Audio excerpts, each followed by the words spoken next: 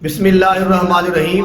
जनाबे वाला अड़ी मैं तस्वीर लाई ना अपने खब्बे पासे कि यह बंदा अपनी वीडियो के अंदर जनाब नवाज शरीफ साहब के वास्ते किड्डे गंदे और घटिया और कमीने जुमले बोलता पिया।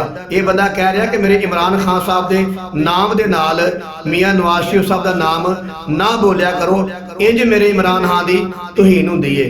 मैं अपने प्यारे भाई को कहना चाहना वा, मैं फिर भी प्यारा भाई कह रहा वहाँ, क्योंकि साड़ी तरबीयत अच्छी हुई है, गंदी नहीं हुई।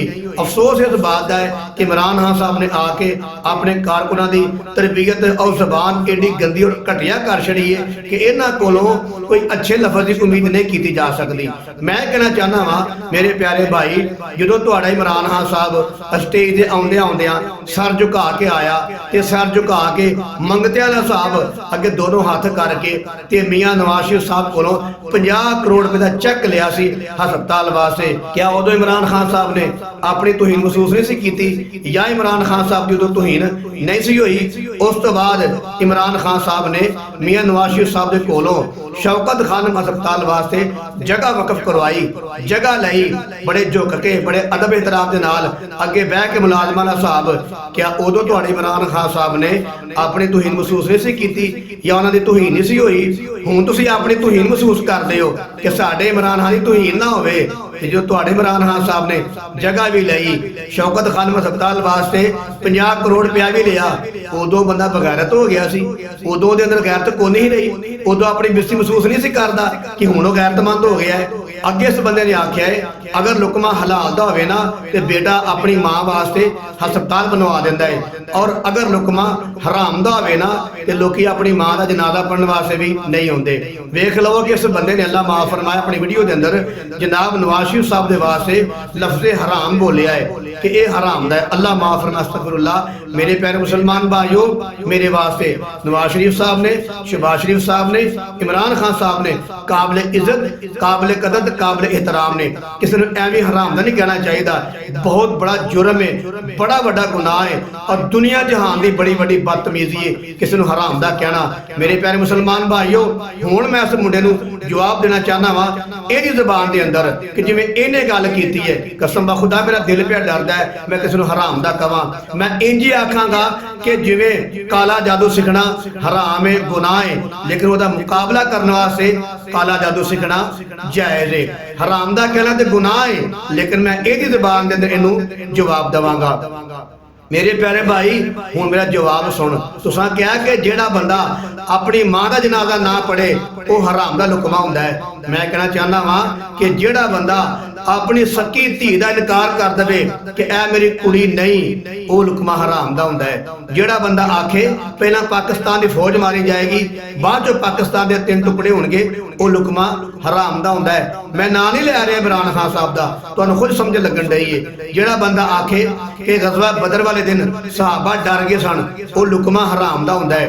जेड़ा बंदा आखे कि गज़वा उहद वाले दिन सहाबा ने लुट मार शुरू कर दी सी, वो लुकमा हराम दा हुंदा है। जेड़ा बंदा ये आखे कि अल्लाह ताला ने मैनूं गलती नाल इंसान बना छड़िया है, वो लुकमा हराम दा हुंदा है। जेड़ा बंदा ये आखे कि अगर मैं जहन्नम च गया तो मैनूं गर्मी नहीं लगेगी, वो लुकमा हराम दा हुंदा है।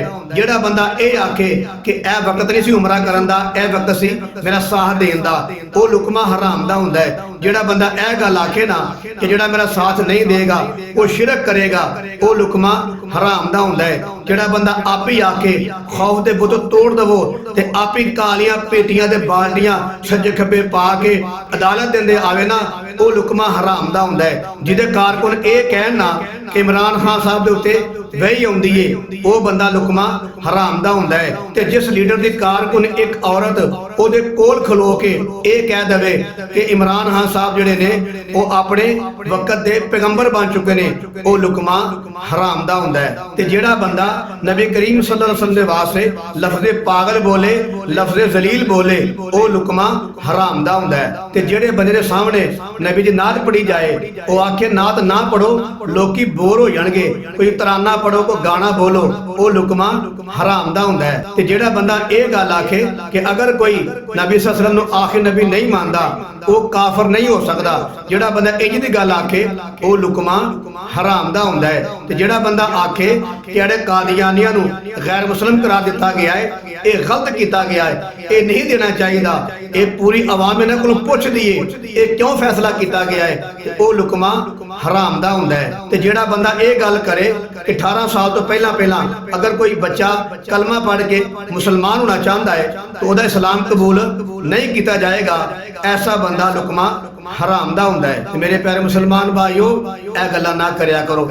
ਇਸ ਬੰਦੇ ਨੂੰ ਮੈਂ ਕਹਿਣਾ ਚਾਹੁੰਦਾ ਵਾਂ, ਇਹ ਸਾਰੀਆਂ ਗੱਲਾਂ ਮੈਂ ਤੇਰੇ ਵਾਸਤੇ ਕੀਤੀਆਂ ਨੇ, ਵਗਰਨਾ ਅੱਲਾਹ ਮਾਫ ਫਰਮਾਏ ਇਮਰਾਨ ਖਾਨ ਸਾਹਿਬ ਸਾਡੇ ਵਾਸਤੇ ਕਾਬਿਲ ਇੱਜ਼ਤ ਨੇ, ਕਾਬਿਲ ਇhtਰਾਮ ਨੇ। ਲੇਕਿਨ ਦੁੱਖ ਤੇ ਅਫਸੋਸ ਦੀ ਬਾਤ ਹੈ ਕਿ ਇਮਰਾਨ ਖਾਨ ਦੀ ਮੁਹੱਬਤ ਨੇ ਤੁਹਾਡੀ ਅਕਲਾਂ ਦੇ ਪਰਦਾ ਪਾ ਦਿੱਤਾ ਹੈ, ਤੁਹਾਡੇ ਦਿਮਾਗ ਦੇ ਪਰਦਾ ਪਾ ਦਿੱਤਾ ਹੈ ਕਿ ਤੁਹਾਨੂੰ ਬੋਲਣ ਲੱਗਿਆ ਸ਼ਰਮੋ ਹਯਾ ਨਹੀਂ ਆਉਂਦੀ, ਕਿਸੇ ਨੂੰ ਐਵੇਂ ਹਰਾਮ ਦਾ ਕਹਿ ਛੱਡਦੇ ਹੋ, ਐਵੇਂ ਮਾਂ ਭੈਣ ਦੀਆਂ ਗੰਦੀਆਂ ਗਾਲਾਂ ਕੱਢਣੀਆਂ ਸ਼ੁਰੂ ਕਰ ਦਿੰਦੇ ਹੋ। ਮੇਰੇ ਅਜ਼ੀਜ਼ ਭਾਈਓ, ਇਮਰਾਨ ਖਾਨ ਸਾਹਿਬ ਦੇ ਉੱਤੇ ਨਵਾਜ਼ ਸ਼ਰੀਫ ਦੇ ਬੜੇ ਇਹਸਾਨ ਨੇ।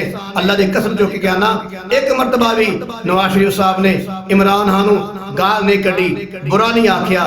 ਜਦੋਂ ਨਵਾਜ਼ ਸ਼ਰੀਫ ਸਾਹਿਬ ਪਾਕਿਸਤਾਨ ਦੇ ਅੰਦਰ ਆਏ, ਉਹਨਾਂ ਆਉਂਦੇ ਹੀ ਆਖਿਆ ਕਿ ਜਿਨ੍ਹਾਂ ਲੋਕਾਂ ਮੈਨੂੰ ਗਾਲਾਂ ਕੱਢੀਆਂ ਨੇ ਬੁਰਾ ਭਲਾ ਆਖਿਆ ਹੈ, ਜੋ ਮੈਂ ਸਭ ਨੂੰ ਮਾਫ ਕਰ ਦਿੱਤਾ। ਇਹ ਉਹੀ ਅਮਲ ਹੈ ਜਿਹੜਾ ਮੇਰੇ ਨਬੀ ਕਰੀਮ ਸੱਲੱਲਾਹੁ ਅਲੈहि ਵਸੱਲਮ ਨੇ ਫਤਹ ਮੱਕਾ ਦੇ ਦਿਨ ਫਰਮਾਇਆ ਸੀ। ਫਰਮਾਇਆ ਮੈਂ ਬਦਲੇ ਲੈਣ ਵਾਸਤੇ ਨਹੀਂ ਆਇਆ, ਮੈਂ ਮਾਫ ਕਰਨ ਵਾਸਤੇ ਆਇਆ, ਜੋ ਮੈਂ ਸਭ ਨੂੰ ਮਾਫ ਕਰ ਛੜਿਆ।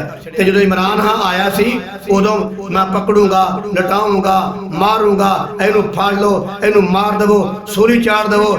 ਮੇਰੇ ਅਜ਼ੀਜ਼ ਭਾਈਓ, ਇਹ ਨਬੀ ਦਾ ਅਮਲ ਨਹੀਂ, ਇਹ ਰਿਆਸਤ ਮਦੀਨਾ ਦੇ ਵਾਲੀ ਦਾ ਅਮਲ ਨਹੀਂ। ਜਦੋਂ ਉਹ ਆਏ ਸਨ, ਉਹਨਾਂ ਫਰਮਾਇਆ ਲਾ ਤਸਰੀਬ ਅਲੈकुम ਅਲ-यौम, ਅੱਜ ਮੈਂ ਸਾਰਿਆਂ ਨੂੰ ਮਾਫ ਕਰ ਛੜਿਆ। ਤੇ ਨਵਾਜ਼ ਸ਼ਰੀਫ ਸਾਹਿਬ ਨੇ ਵੀ ਇੰਜ ਹੀ ਆਖਿਆ ਸੀ ਕਿ ਮੈਂ ਅੱਜ ਸਭ ਨੂੰ ਮਾਫ ਕਰ ਛੜਿਆ। ਅਫਸੋਸ ਇਸ ਬਾਤ ਦਾ ਨਹੀਂ ਕਿ ਯਾਰ ਕੁੱਤੇ ਨਿਕਲੇ, ਅਫਸੋਸ ਇਸ ਬਾਤ ਦਾ ਨਹੀਂ ਚੈੱਕ ਤੇ ਜ਼ਮੀਨਾਂ ਲੈਣ ਵਾਲੇ ਕੁੱਤੇ ਨਿਕਲੇ। ਕੁੱਤੇ ਹੁੰਦੇ ਤੇ ਵਫਾਦਾਰੀ ਕਰਦੇ, ਇਹ ਕੁੱਤਿਆਂ ਤੋਂ ਵੀ ਕੁੱਤੇ ਨਿਕਲੇ। ਤੇ ਮੇਰੇ ਅਜ਼ੀਜ਼ ਭਾਈਓ, ਵੱਡੇ ਵੱਡੇ ਜੁਮਲੇ ਨਾ ਬੋਲਿਆ ਕਰੋ, ਤੁਸੀਂ ਫੇਰ ਵੀ ਸਾਡੇ ਵਾਸਤੇ ਕਾਬਿਲ ਇੱਜ਼ਤ ਹੋ, ਕਾਬਿਲ ਇhtਰਾਮ ਹੋ। ਇਹ ਤੁਹਾਡੀ ਗੰਦੀ ਜ਼ਬਾਨ ਦੀ ਵਜ੍ਹਾ ਤੋਂ, ਇਹ ਤੁਹਾਡੇ ਗੰਦੇ ਅਲਫਾਜ਼ ਦੀ ਵਜ੍ਹਾ ਤੋਂ ਤੁਹਾਨੂੰ ਜਵਾਬ ਦੇਣਾ ਪੈਂਦਾ ਹੈ। ਨਾਰਾਜ਼ ਨਾ ਹੋਇਓ, ਤੁਸੀਂ ਭੁੱਲੇ ਹੋ ਜਾਂ ਤੁਹਾਨੂੰ ਭੁਲਾ ਦਿੱਤਾ ਗਿਆ ਹੈ। ਅੱਲਾਹ ਤਾਲਾ ਤੁਹਾਡੀ ਜ਼ਬਾਨ ਨੂੰ ਸਹੀ ਫਰਮਾਏ ਤੇ ਅੱਲਾਹ ਤਾਲਾ ਸਾਨੂੰ ਸਾਰਿਆਂ ਨੂੰ ਮੁਸਲਮਾਨ ਭਰਾਵਾਂ ਵਾਸਤੇ ਅੱਛੀ ਜ਼ਬਾਨ, ਅੱਛੀ ਸੋਚ ਔਰ ਅੱਛੀਆਂ ਗੱਲਾਂ ਕਰਨ ਦੀ ਤੌਫੀਕ ਨਸੀਬ फरमाए।